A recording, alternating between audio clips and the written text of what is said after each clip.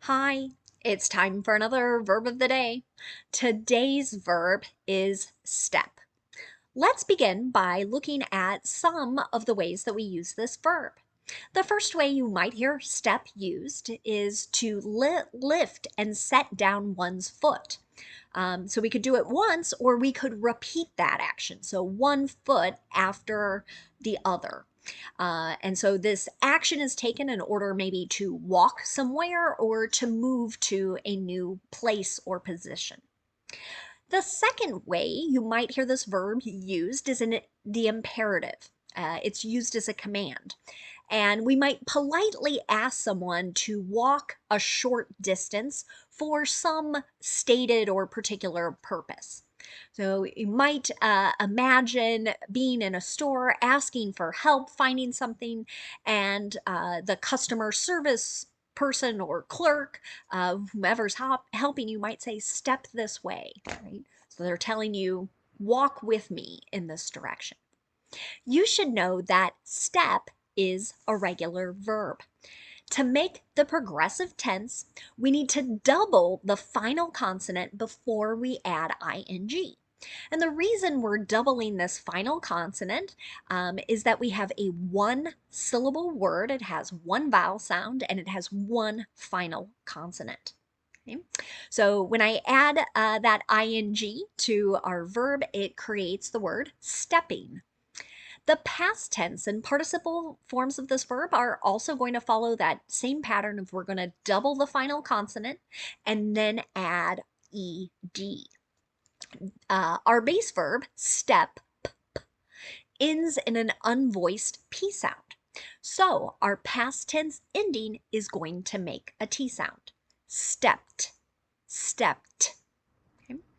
Now, let's take a moment to look at some phrasal verbs. And from the notation on the top right part of my screen, you might be able to tell there are many phrasal verbs that come about from this verb step, and that's what we're going to focus on today. The first phrasal verb we're going to look at is step aside. When this phrasal verb gets used, generally someone is talking about resigning from a particular job or position at a company. An example of this might be the CFO will step aside in June 2022. So CFO stands for Chief Financial Officer. This title is used at many public and private companies. And in this sentence, we have an example of the simple future here. So June 22 is in the future. This might have been some sort of announcement from the company. Sometimes step aside is used and then quickly followed by who will replace that individual in that role or position.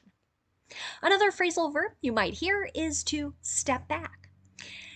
Generally, when we use this phrasal verb, we want someone to look at a problem or an issue, look at some situation from a different perspective. An example of this might be, we should step back and think about how clients will react to this change. So this is a modal with our phrasal verb. So should we use for advice? So someone is maybe giving advice to a large group, a large team. So we just can't think about this from our views, how whatever this change is, how it affects us. We need to think about how it's going to affect our clients and how they will react to this particular change. The next phrasal verb is step down. This can have a couple meanings. The first is very similar to step aside. So again, this idea of resigning a particular from a particular position or role or job. An example of this might be the CEO of Twitter stepped down in late November 2021. CEO, short for Chief Executive Officer. This is a true statement. And as I looked for examples of this phrasal verb in the news, this is one of the first things that kept coming up in different searches. So stepped down here is an example of the simple past tense, and we've got that time signal in there, a specific date in the past. The second way you might hear step down used is to mean to reduce something, and that reduction might be happening in stages. An example of this could be, we're stepping down our use of fossil fuels. Okay. This might be a sentence that a leader of an organization or a company makes. They're trying to reduce their use of coal burning fossil fuel, as an example, right? So they might make small changes kind of in stages. And this sentence here, we're stepping down, is an example of the present progressive or present continuous. So talking about something that is in progress. I think that demonstrates the idea that this is being done in stages. The next phrasal verb you might hear is step forward. Generally, when we use this, we're describing someone offering help or offering assistance. An example of this might be, people stepped forward and collected donations for those who lost their homes. Right? So this idea, they came forward and offered help. Here, the help is in the form of monetary donations or money. The next phrasal verb we'll look at is step in. This means to intervene. Okay. An example of this might be, teachers have stepped in to break up fights in the hallways. Right?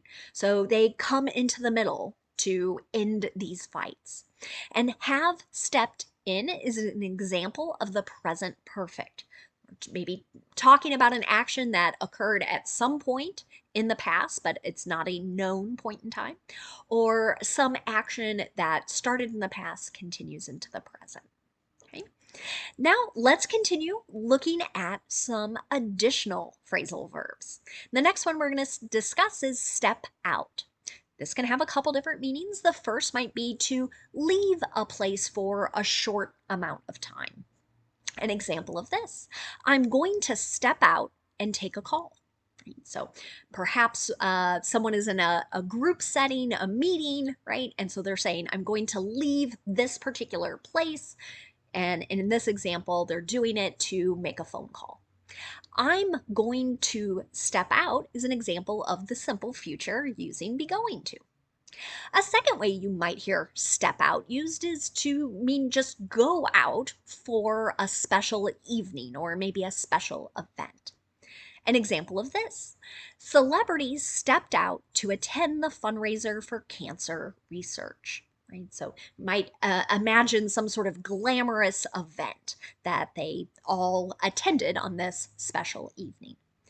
This example sentence is done in the simple past tense, right? So we don't have an exact time signal, but again, if we might imagine this occurring as part of a larger story or a larger piece of writing. The next phrasal verb we're going to look at is step out on. This has a really negative meaning to it. It means that someone else is being unfaithful. An example of this, he has been stepping out on his wife. This is another way to say cheating on, right? So has been stepping out on is an example of present perfect progressive or present perfect continuous, right? So this idea, the action started in the past, and it appears from this wording that it's continuing. It has not ended. He has not stopped being unfaithful. The last phrasal verb we're going to look at today is step up. It can have several different meanings. We'll look at three. One is to increase something in stages. This sort of makes sense, right? We talked about step down, going a reduction or a decrease in stages. An example of this, the bakery is stepping up production during the holidays. Okay? So here's an example of the present progressive or present continuous. We're talking about a particular organization deciding to increase the amount of baked goods that it's making during this time, especially here in the United States, a very popular time to get special desserts or treats from a bakery. A second way we could use step up is to mean to come forward. An example of this: step up and share your comments and questions with the school board. So this is an example of an imperative, a command. We're telling someone else or a group of people, likely in this situation, what action they should take, right? We're telling them what to do here. So they maybe want people to rise out of their seats, walk forward, and ask a question or make a comment. The last usage for step up that we're going to discuss is to improve one's performance.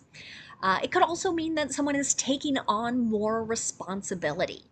This gets used both formally and informally. I feel like I hear it used a lot in discussions about sports, a particular athlete stepping up at an important moment, or maybe while another teammate is out with an injury. Another example would be Jane stepped up while her colleague was out sick and made a presentation to the firm's clients. So here it sounds like Jane took on more responsibility. This is another example of the simple past tense. Now, let's take a moment to look at some words and a phrase that is related to our verb of the day, step. And the first word we're going to look at is the noun form of this word. So, exact same spelling, exact same pronunciation. Just like our verb, this noun can have several different meanings. The first way you might hear step used as a noun is just referring to the act or movement of putting one leg or one foot in front of the other, and perhaps repeating that as part of the process of walking or running. So an example of this might be take 2 steps forward. Right? Here's another imperative or a command where we're telling someone what to do. A second way you might hear the noun step used is to refer to a flat surface, particularly when that surface comes in a series. And again, it's sort of connected to that first usage where we're going to place one foot on one level, the next foot on another level, and perhaps repeat that. So you might help to have a picture, which I've included on the bottom right-hand side of your screen. So we can see someone in the process of taking a step, right? And so this bottom area here, this is one step, right? Here's 2, 3, and 4. Okay? And an example of this particular usage in a sentence might be, I left the book on the bottom step of the staircase, right? So we know the sort of the last spot.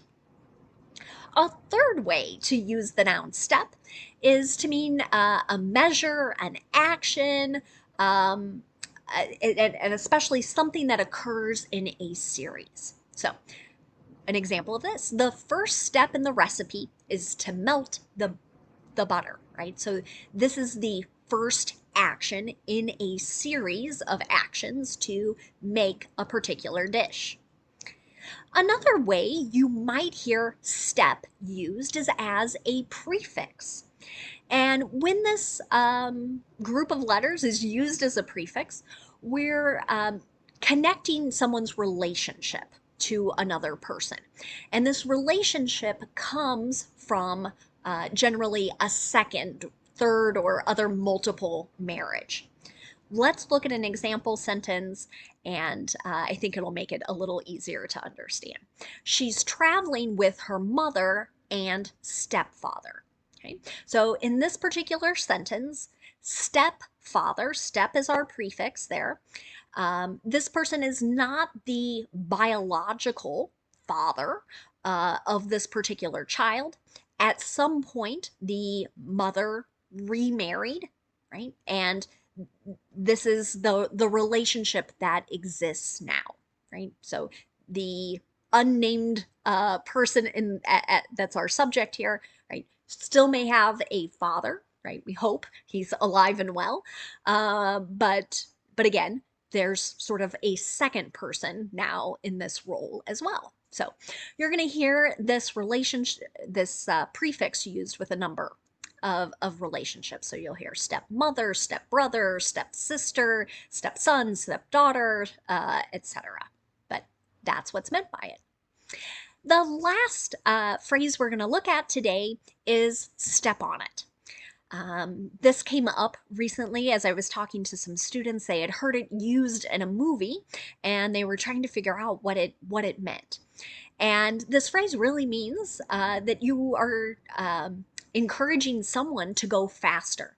It's very common to hear it used in the imperative as a command. So, an example of this: class starts in 5 minutes. You had better step on it.